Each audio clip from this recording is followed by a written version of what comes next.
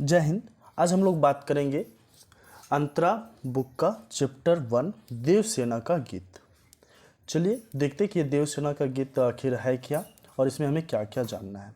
तो सबसे पहले हम लोग ये देखेंगे कि देवसेना गीत का जो कवि है उनका नाम है जयशंकर प्रसाद, ठीक है। और उनकी जीवनी को पहले देख लेंगे, जीवन परिचय।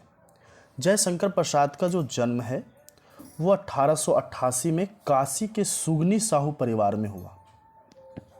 आपको ये सब याद रखना होगा कि जो देवसेना की गीत है उनका कवि कौन है, तो जयशंकर प्रसाद।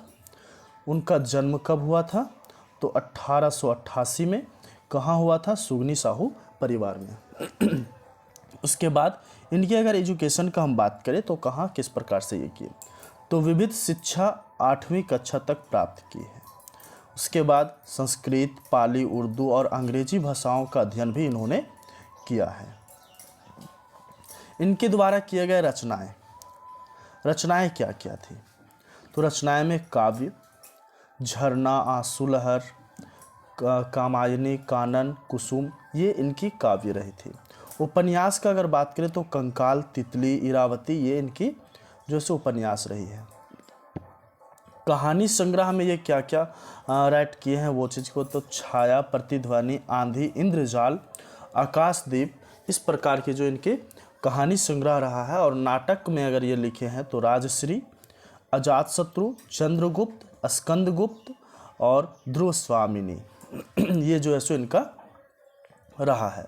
अगर निबंध का हम बात करें तो निबंध में जयशंकर प्रसाद का काव्य काल तथा अन्य निबंध बहुत सारे हैं। और भाषा शैली में संस्कृत निष्ठ खड़ी बोली, मुक्त छंद की रचनाएं, मधुर्य गुण की संयुक्त शब्दावली, छायावादी काव्य के प्रमुख कवि रहे हैं। उसके साथ ही साथ अलंकारों का सुंदर प्रयोग। और इतना जानने के बाद अगर हम लोग ये नहीं जानेंगे तो फिर ये बेकार हो जाएगा कि इनका मृत्यु कब हुआ था, तो 1937 में, सन 1937 में जो है सो जयशंकर प्रसाद की मृत्यु हो गई थी, स्वर्गवास हो गए थे। अब हम लोग यहाँ पर देखने वाले हैं देवसेना के गीत, जिसका कवि है जयशंकर प्रसाद। पाठ का परिचय हम लोग देखेंगे कि इस चैप्टर में हम लोग को क्या देखना है और क्या पढ़ना है। सबसे पहले हम लोग ये देखेंगे कि इस गीत की रचना कवि जयशंकर प्रसाद द्वारा की गई है। इस गीत में प्यार से हारी देवसेना की मानसिक स्थिति को दिखाया गया है। देवसेना मालवा के राजा बंधुत्व वर्मा की बहन थी। हुनों के द्वारा किए गए आक्रमण से देवसेना का पूरा परिवार खत्म हो गया, ठीक है। और जब ये पूरा परिवार खत्म हो गया उसमें केवल देवसेना बची। हुनों के द्वारा जो आक्रमण किया गया था, देवसेना की पूरी परिवार खत्म हो गई, उसमें से केवल बची, तो कौन बची, देवसेना बची। देवसेना स्कंदगुप्त से प्यार किया करती थी, लेकिन स्कंदगुप्त धन कुबेर की बेटी से प्रेम करता था। देवसेना ने अपना पूरा जीवन स्कंदगुप्त के बिना उसकी यादों के सहारे गुजारा, परंतु जीवन के अंतिम समय में स्कंदगुप्त देवसेना के पास वापस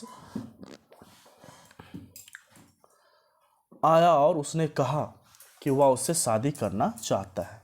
यानी कि समझो तो ये हम अगर बात करें तो एक तरफा प्यार था, ठीक है, कि ये देवसेना जो स्कंदगुप्त से प्यार कर बैठी और ये चीज़ को वो नहीं समझ पाई अच्छी तरह से।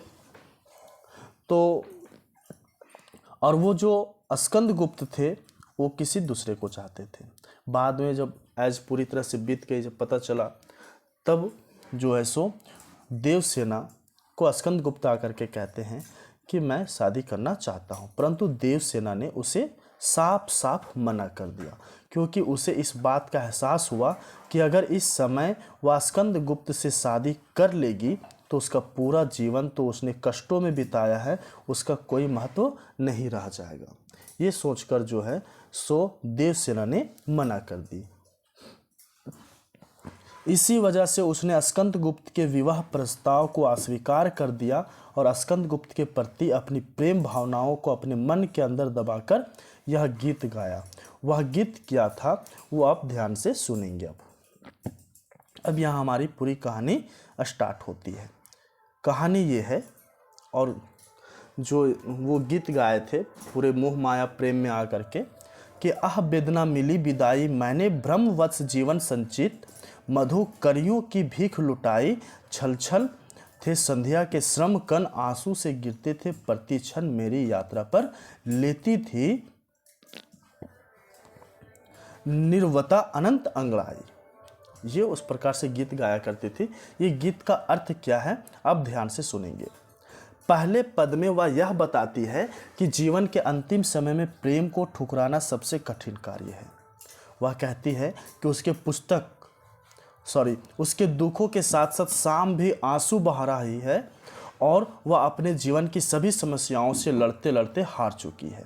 उसका कहना था कि उसने अपना पूरा जीवन अकेले ही बिता दिया और उसके साथ कोई नहीं था, ना तो उसे उसका प्यार मिला और ना उसके परिवार वाले भी उनके साथ थे, वो तो मर चुके थे। इसलिए उसने अपना पूरा जीवन कष्टों और अकेलेपन में बिताया।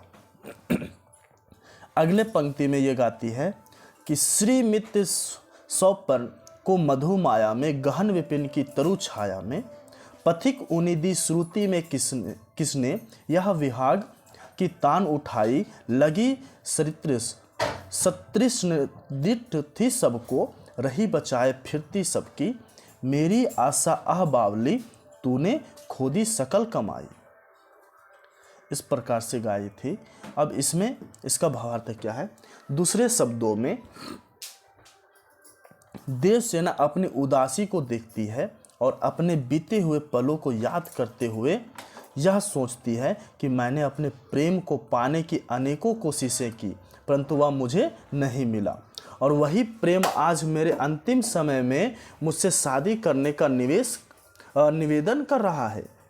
परंतु जीवन भर मैं दुखों से पीड़ित देवसेना को यह प्रेम निवेदन पसंद नहीं आता, और वह कहती है कि जब मुझे स्कंदगुप्त की ज़रूरत थी तब उसने मुझे ठुकरा दिया, और अगर अब मैंने उसके प्रेम निवेदन को मान लिया तो अपने पूरे जीवन भर कठिनाइयों का सामना करके अपने प्रेम के प्रति जो भावना मैंने कमाई है उसे मैं खो दूंगी।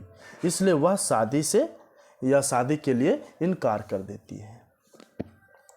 अगले छंद में ये कहती है कि चढ़कर मेरे जीवन रथ पर, प्रलय चल रहा अपने पथ पर, मैंने निज दुर्बल पद बल पर, उससे हारी होड़ लगाई, लोटा लो यह अपनी थाती, मेरी करुणा हाहा खाती, विश्वा ना संभलेगी या मुझसे, इससे मन की लाज गवाई।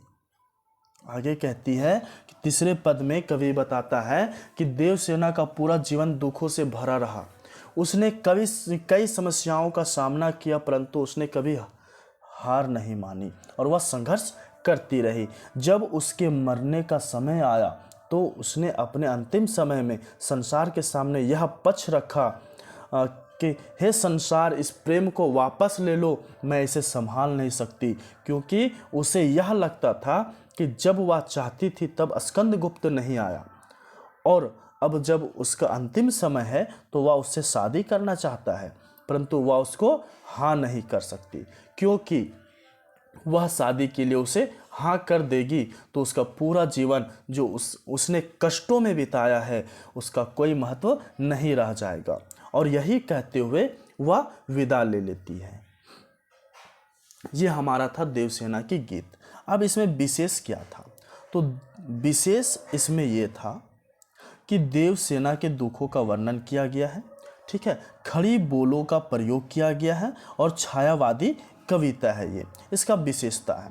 अगर सब प्रसंग व्याख्या में अगर कुछ आ जाए और इस प्रकार से लिखने के लिए बोला जाए तो संकेत में श्रीमती कमाई, तो ये आपको जो यहाँ पर कविता है उस चीज़ को पूरा करना है। संदर्भ में कवि का नाम लिखना है, कविता का नाम लिखना है। कवि का नाम क्या है? जयशंकर प्रसाद। कविता का नाम क्या है? देवसेना की गीत। प्रसंग में क्या है? प्रस्तुत पंक्ति अंतरा भाग 2 से ली गई है, जिसको जयशंकर प्रसाद द्वारा लिखा गया है। इस कविता में देवसेना की दशा का वर्णन किया गया। ये प्रसंग में लिखना आपको। व्याख्या इसी प्रकार से करना है जैसे अभी आपको हम पढ़ के दिखाए। सुनाए हैं उसमें से कुछ कुछ जो आपको लगता है मैन उसको व्याख्या करना है, उसी तरह से विशेष कर देना है जो यहाँ विशेष आपको बताए हैं। ठीक है, इस प्रकार से ये चैप्टर आपका पूरी तरह से कंप्लीट हो जाएगा।